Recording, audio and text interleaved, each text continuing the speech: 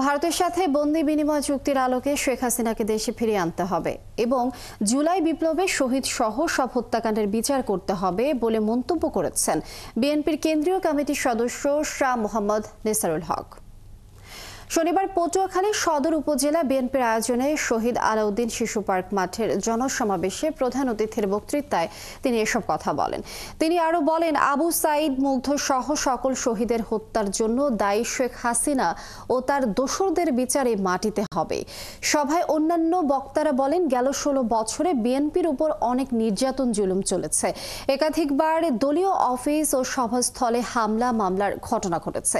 এসব হত্যা গুমের বিচার অবশ্যই হতে হবে।